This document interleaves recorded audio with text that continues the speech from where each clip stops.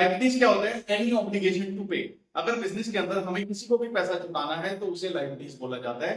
Liabilities are of two types, internal liabilities. Internal liabilities ऐसी liability होती है जिसकी पेमेंट ओनर को करनी होती है, और ओनर को जो पेमेंट करनी होती है उसे हम कैपिटल बोलते हैं।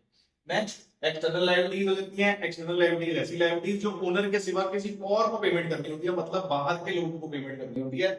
लाइक क्रेडिटर, मतलब जिससे हमने उधार सामान खरीदा उनको पेमेंट करनी होती है, या फिर बैंक लोन एटसेट्रा। ठीक है, लायबिलिटीज को और भी पार्ट्स में क्लासिफाई किया जाता है। Like current liabilities. Current liabilities कौन सी लायबिलिटीज होती हैं?